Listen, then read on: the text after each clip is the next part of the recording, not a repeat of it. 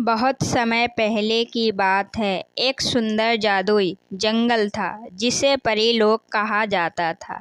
इस जंगल में नन्ही नन्ही परियां रहती थीं।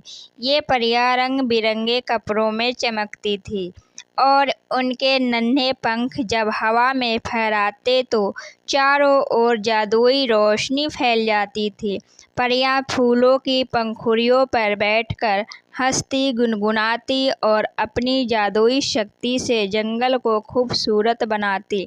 परीलोक में एक प्यारी सी परी थी जिसका नाम रूबी था। रूबी बहुत जिज्ञासु और साहसी थी। वह हमेशा नए रहस्यों की खोज में रहती थी। उसकी सबसे अच्छी दोस्त थी लिली, जो बहुत बुद्धिमान और समझदार थी। परियों की यह दुनिया बहुत शांत और आनंदमयी थी, लेकिन एक समस्या थी। जंगल के दूसरे छोर पर एक राक्षस रहता था। इस राक्षस का नाम गरथ था। वह बड़ा और भयानक दिखता था, जिसकी आंखें आग जैसी चमकती थी और उसकी गरजती आवाज़ से पैर भी कांप जाते थे। परियां उसे डराती थी और कभी भी उसके क्षेत्र में जाने की हिम्मत नहीं करती थी। एक दिन रूबी को एक चमकदार फूल मिला जो पहले उन्हें कभी नहीं देखा था। वह लिली के पास गई और बोली, लिली देखो, यह फूल कितना अनोखा है। मुझे लगता है कि इसमें जादुई शक्तियाँ हैं। लिली ने ध्यान से फूल को देखा और बोला, हाँ, यह बहुत खास लग रहा है, लेकिन हमें इस पर और जानकारी लेनी होगी।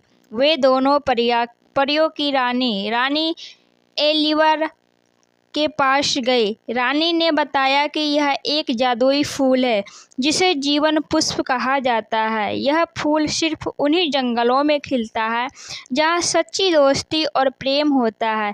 लेकिन अचानक एक तेज हवा चली और फूल उड़कर ग्रंथ के क्षेत्रों में चला गया। रूबी और लिली ने तय किया कि वे उस फूल को वापस लाएंगी, लेकिन यह आसान नहीं था। जब वे राक्षस की गुफा के पास पहुंची तो उन्हें ग्रंथ को देखा। यह सोच में डरावना था, लेकिन जब उन्होंने उसे ध्यान से देखा तो पाया कि उसकी आंखों में कोई क्रूरता नहीं थी। वह अकेला और उदास दिख रहा था। रूबी हिम्मत जुटाकर आगे बढ़ी और बोली, ग्रंथ, हम तुम्हारे पास झगड़ने नहीं आए हैं, हम बस अपना जादुई फूल वापस लेने आए हैं। ग्रंथ ने भारी आवाज़ में कहा, यह फूल बहुत सुंदर है, लेकिन मैं इसे इसलिए नहीं लौटाऊंगा क्योंकि यह पहली बार है जब मेरी अंधेरा गुफा में इतनी सुंदरता आई है।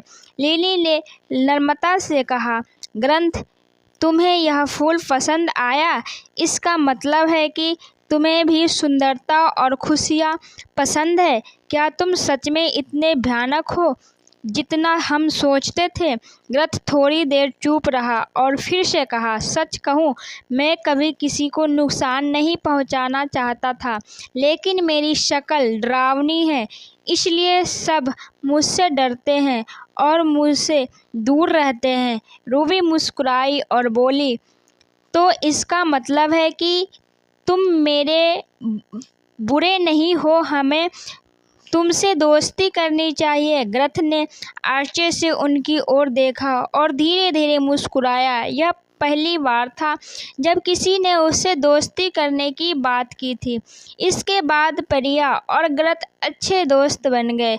उन्होंने जंगल को और सुंदर बनाने के लिए मिलकर काम किया। ग्रंथ ने अपनी ताकत से टूटे पेड़ों को सहारा दिया और परियां अपनी जादुई शक्ति से फूलों को और अधिक खिलने में मदद करने लगी।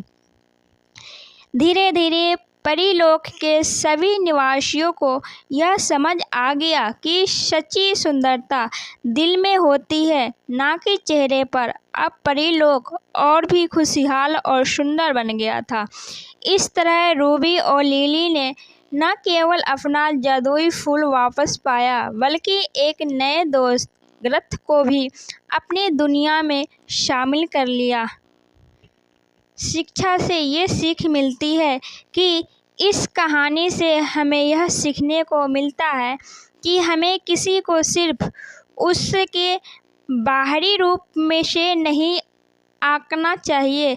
हर किसी के अंदर अच्छाई होती है, बस हमें उसे समझाने और स्वीकार करने की ज़रूरत होती है। अगर आपको ये कहानी अच्छी लगी हो तो लाइक शेयर सब्सक्राइब ज़रूर कीजिएगा। धन्यवाद दोस्तों।